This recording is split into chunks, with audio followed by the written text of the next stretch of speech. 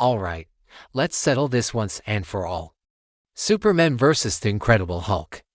It's the matchup that's been debated in comic shops and online forums for decades, and today, we're diving deep to give you the definitive answer. Now, I know what you're thinking, haven't we seen this before? Yes, we have.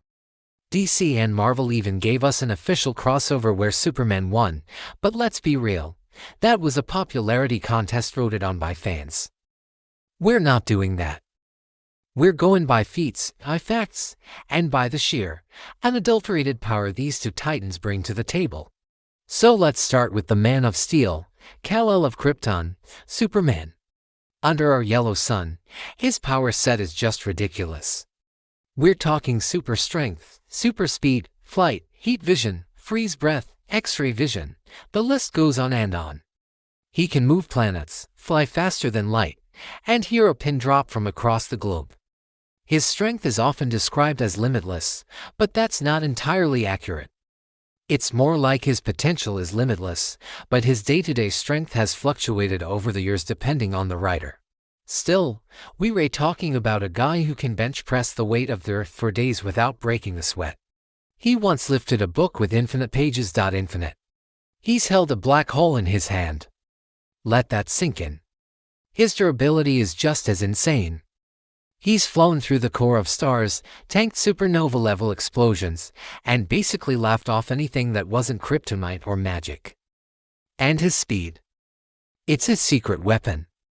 He can process information and move so fast that the world appears frozen to him. He could land 1,000 punches on an opponent before they even realize the fight has started. This isn't just about throwing a fast punch, it's about strategic advantage, the ability to analyze a situation and react in a nanosecond. So, on paper, Superman seems pretty much unbeatable. He's a tactical fighter with a god-tier power set and very few weaknesses. Now, let's turn our attention to the other side of the ring. The Jade Giant, the Green Goliath, Bruce Banner's rage-fueled alter ego, the Incredible Hulk. Hulk's power is simple and terrifying. The madder he gets, the stronger he gets. There is no known upper limit to his strength. While Superman's power comes from an external source, the sun, Hulk's is an internal, emotional engine. It's pure, raw, gamma-powered rage. This is a crucial difference. You can't just outpunch the Hulk, because every punch you land just makes him angrier, and therefore, stronger. We've seen Hulk perform some truly mind-boggling feats. He's held together a tectonic plate, destroyed asteroids twice the size of Earth with a single punch, and his thunderclap has extinguished celestial flames. Perhaps his most famous feat is from the Worldbreaker Hulk storyline, where his steps alone threatened to shatter the entire eastern seaboard. He was radiating so much gamma energy that he was a walking apocalypse. His healing factor is also off the charts, rivaling even Wolverine's. He can regenerate from almost any injury, from being vaporized down to a skeleton to having his head and limbs torn off. He just gets angrier and heals right back.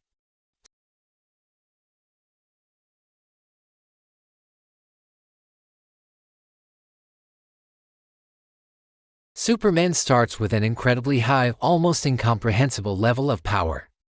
Hulk starts strong, but his potential is literally infinite as long as his rage continues to build. Let's set the stage for the fight. No outside help, no prep time. They meet in a deserted, indestructible location so we don't have to worry about collateral damage or saving civilians, which often holds Superman back. The bell rings. What happens? Initially, Superman has every advantage. He's faster, he's a more skilled fighter, and at the start, he's almost certainly stronger than a base-level Hulk. His first move would likely be to try and end this quickly. He'd use his super speed to blitz Hulk, hitting him with a flurry of punches that would level mountains. He could try to fly Hulk into space, a classic Superman move. Or maybe he'd try to incapacitate him with heat vision or freeze breath. But here's the problem, none of that is going to work for long. Those initial punches, they're just going to make Hulk mad. Really, really mad. Every blow from the Man of Steel is just another log on the fire of Hulk's rage. That trip to space. Hulk has shown he can survive in the vacuum of space. He can even propel himself through it by clapping or kicking off objects. It might buy Superman some time, but it won't be a permanent solution. The heat vision might singe him, the freeze breath might slow him for a second. But Hulk's healing factor will kick in, and he'll be back on his feet, angrier than ever. As the fight drags on, the dynamic begins to shift. Superman's initial overwhelming advantage starts to wane. Hulk is getting stronger. And stronger. And stronger. Soon, he's matching Superman's punches. Then, he's exceeding them. Superman is used to being the strongest one in the room. What happens when he meets a force that not only matches his strength but continues to grow beyond it? Psychologically, that's a huge blow. Superman still has his speed. He can dodge, weave, and land hits that Hulk can't counter. But for how long? Hulk's durability and healing factor mean he can absorb an incredible amount of punishment. He only needs to land one good hit. And as his strength increases, so does his speed and leaping ability. He might not be as fast as Superman, but he becomes fast enough to eventually tag him. This is where we reach the crux of the battle.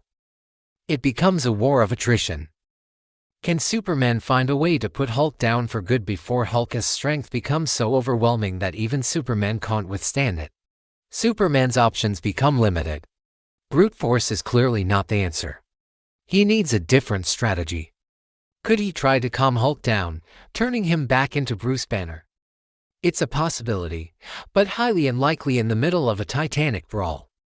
It usually takes someone with a deep personal connection to Hulk, like Betty Ross, to achieve that. Superman is a stranger, an opponent. His attempts would likely just enrage Hulk further. So what's left? What's Superman's win condition? It's a temporary incapacitation and knockout. But how do you knock out a being whose durability and healing increase with his rage? There are a few comic instances where Hulk has been knocked out by extreme force, but he usually gets back up angrier than before. Now let's consider the Hulk's win condition. It's simple. Get strong enough to grab Superman. Once Hulk gets his hands on the Man of Steel, the speed advantage becomes less of a factor.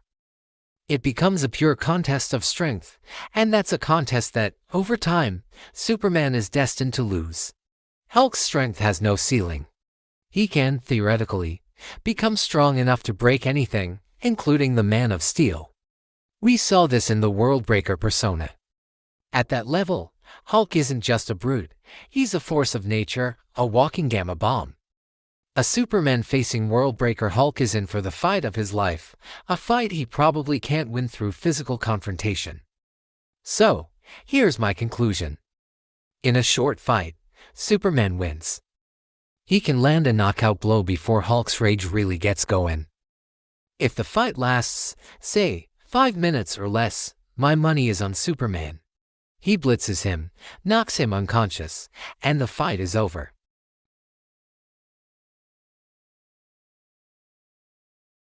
The longer the fight goes on, the more the odds shift in Hulk's favor. It's an unstoppable force meeting an object that gets more and more immovable. Eventually, Hulk's strength will eclipse Superman's. He'll become too strong, too durable, and too relentless for even Superman to handle. In a battle of attrition, the engine of infinite rage will outlast the solar battery. So, who wins? It depends entirely on how long the fight lasts.